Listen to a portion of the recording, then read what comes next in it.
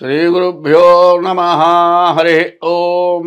శ్రీ మహాగణాధిపతయే నమ. శ్రీ మహాసరస్వత్యై నమ. శ్రీగురుభ్యో నమ. హరి ఓం.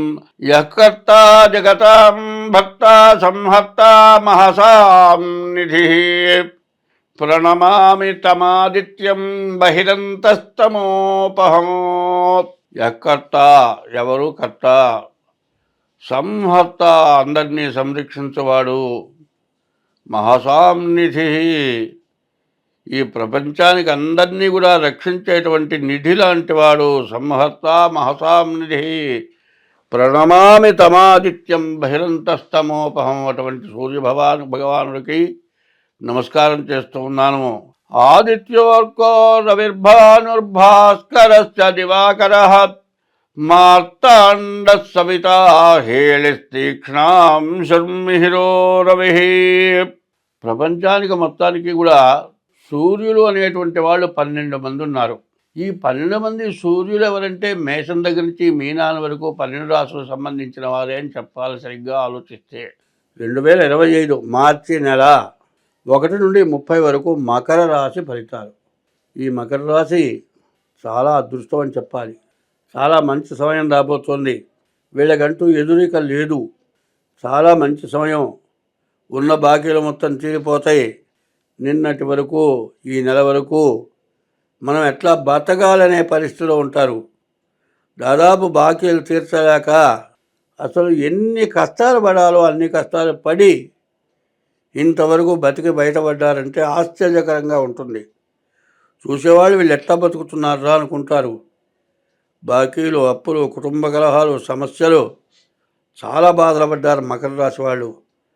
మకర రాశికి ఏలనాటి శని ఈ మార్చి 30తో అయిపోతుంది. తృతీయంలోకి మరి 6 గ్రహాలు రాబోతున్నాయి.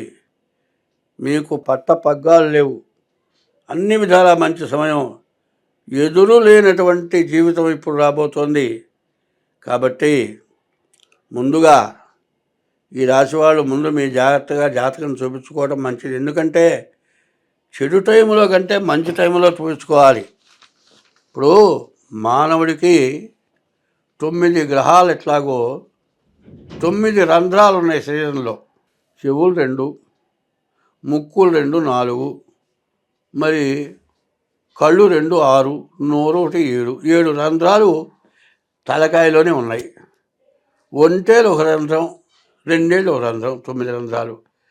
శరీరం మొత్తంలో ఈ తలకాయలోనే 7 రంధ్రాలు ఉన్నాయి. ఏమంటే వినపడకపోతే ఎట్లా? కళ్ళు కనపడకపోతే ఎట్లా? ముక్కు గాలి పీల్చలేకపోతే ఎట్లా? నోటుతో ఏమీ తినలేకపోతే ఎట్లా? దేనివల్లైనా సమస్యే. కనీసం 80 సంవత్సరాల వాళ్ళకి పళ్ళు దంతాలు మొత్తం పోయినా బాగా మెత్తగా ఉండినన్నమన్నా తినగలిగితే పర్వాలే. చిగుళ్ళు కూడా వాచిపోయి జావ తాగే పరిస్థితి వస్తే కూడా జావ తాగినా పర్వాలే. ఏదైనా నోటికి ఏదైనా దెబ్బ తగిలి నాలుగు పుండుబడో, నోరు పుండుబడో, నోరు కదిలించడానికి వీలు లేకపోతే ఎంత ఇబ్బంది చెప్పండి. శిలీంతో ఎన్నాళ్ళు బతుకుతాం? అందువల్ల 7 రంధ్రాలు పనిచేయాలి. తర్వాత ఒంటేలు 2 9 రంధ్రాలు పనిచేయాలి. వీటిలో ఏది పనిచేయకపోయినా చాలా బాధకరమే. అందువల్ల చాలా బాగున్నప్పుడు ఏదో ఒకటి మాత్రం ఖచ్చితంగా దెబ్బతీస్తుంది. ఎందుకంటే ఈ మకర రాశికి మార్చి 30కి శని మారబోతున్నాడు. ద్వితీయంలో ఉన్నాడు శని. ఈ శని ధనాధిపతి. నీ బాకీలు చివరిలో తీర్చబోతూ ఉన్నావు. చివర బాకీ దగ్గర శాంతం చివరికి వచ్చేటప్పటికల్లా చివరిలో తీసుకునే డబ్బులకి గొంతు పట్టుకునేవాడు ఉంటాడు. నువ్వు ఇస్తావా లేకపోతే చస్తావా అంటాడు. నువ్వు చచ్చినా ఇష్టమే కానీ నాకు ముందు డబ్బులు కావాలంటాడు. సరే, చచ్చినా సరే డబ్బులు కావాలన్నప్పుడు మన దగ్గర తేవటానికి డబ్బులు ఎక్కడా ఉండవు. అది ప్రాణకంటకమైనటువంటి సమయం. పూర్తిగా విరక్తి పుట్టేటువంటి సమయం. ఈ సమయం నుంచి తప్పించుకోవాలి అంటే ఈ మకర రాశి వాళ్ళు ఈసారి తప్పనిసరిగా చివరిలో శనికి 19,000 జపం చేయించుకొని నల్ల నువ్వులు దానం ఇవ్వండి. ఈ మార్చి 30 లోపల శని చేయదలుచుకున్న పని చేస్తాడు. కాబట్టి ఈ చివరి దశలో మీరు బాగుపడాలి అంటే ఈ మకర రాశి వాళ్ళు మరి ఈ ద్వితీయంలో శని తృతీయంలోకి వచ్చేంత వరకు మాత్రం చాలా జాగ్రత్త పడాలి. 30 వచ్చిందంటే మీకు ఎదురు లేదు, అన్ని విధాలా బాగుంది. మీరు ఏదన్నా ఇల్లు కబ్జాలో ఉన్న ఆస్తులు కూడా మీకు వస్తాయి. మీ పోయిన ఉద్యోగం మళ్ళీ తిరిగి వస్తుంది. తర్వాత విదేశాలకు పోయేవాళ్ళకు కూడా విదేశాలకు పోవటానికి అవకాశం ఉంది. అన్ని విధాలా బాగుంది. కేతువు మాత్రం బాగాలేడు. ఈ కేతువు బాగుండకపోవటం వల్ల నీ నోరే నిన్ను ఇబ్బంది పెడుతుంది. అంతా అయిపోయిన తర్వాత నోరు పెరుగుతుంది. అంతకుముందు అణిగి మణిగి ఉంటారట.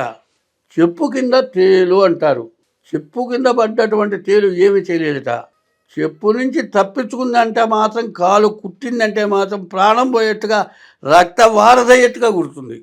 ఎంతసేపు చెప్పు కింద నుంచి తేలు తప్పించుకుంటానికి విశ్వ ప్రయత్నం చేస్తుంది. అయితే కాలి కింద చెప్పు కింద తేలు ఉన్నది నువ్వు గ్రహించి గట్టిగా తొక్కిపెడితే పర్వాలేదు, కానీ ఏమాత్రం ఏమారినా ఆ తేలు వల్ల 24 గంటలు నువ్వు బతుకుతావో చచ్చిపోతావో తెలియనంత బాధ పెడతాడు. అందువల్ల ఈ శని చివరి టైం కాబట్టి మీరు ఎంత జాగ్రత్త పడతారో అంత మంచిది.